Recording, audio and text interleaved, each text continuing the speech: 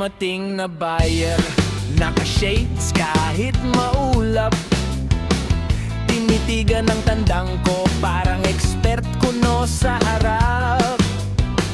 Magkano to, boss? Sabi niya na parang sure siya. Pag sinabi ko ang presyo, biglang nagbago ang itsura. Backyard lang naman yan, di galing sa sikat na farm.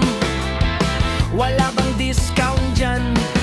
Pang tropa, walang charm. 1.5 na lang daw, yun na raw ang tama. Parang siya ang may-ari ng presyo ng paninda.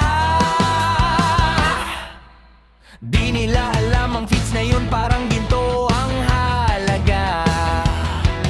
Vitamin at antibiotic, linggo-linggo ang bili ko pa. Bawat dilaok sa umaga may kasamang puhunan, pero sa tawaran nila parang wala kang ginagastusan. 1.5 lang daw, backyard lang daw, parang libre ang patuka, parang wala akong galaw. Lalaitin pa ang tandang kesyo, di raw pang champion, pero pag nanalo sa laban biglang sila ang may ambisyon. 1.5 lang daw, di raw sikat ang farm. Akala mo imported lang ang may karapatang lumaban. Kung ayaw mo sa presyo ko, respeto lang sana. Hindi lang to manok, pinaghirapan ko to, kuya. Kiso payat yata to, boss.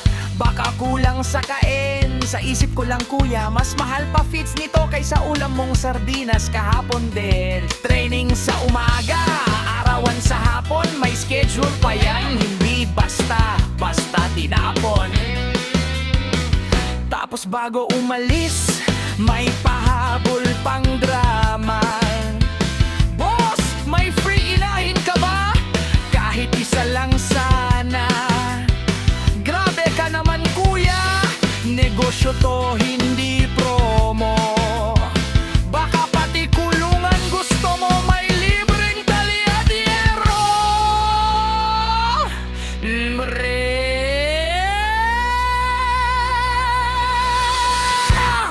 Yo, backyard breed, tama na legit ang sistema. May logbook pa ng timbang at schedule sa mesa. May deworm, may vitamins, may conditioning pa. Hindi to basta sisiw na pinalaki sa tsamba. Presyo ko may basehan, hindi galing sa hula. May puhunan sa feeds at gamot na mahal pa. Kung 1.5 lang gusto mo, hanap ka sa kanto. Baka doon may libre pang selfie at photo. Tapos pagsabong na at tumama ang palo, biglang po sa Facebook panalo manok ko. Caption pa nila, salamat sa training ko. Kuya, teka lang, sino ba nag-alaga dito? Tirot, 1.5 lang daw, backyard lang daw. Kanina minamaliit, ngayon sila ang maangas. Pag may panalo na, sila ang bida. Parang sila ang nagpakain mula sisiw pa. Respeto lang sana sa nagpalaki, hindi to instant lucky pick sa tabi-tabi. Backyard man to sa paningin mo, dito nagsisimula ang tunay na Camper Pro. Sa susunod, natatawad ka. Isipin mo muna, may presyo ang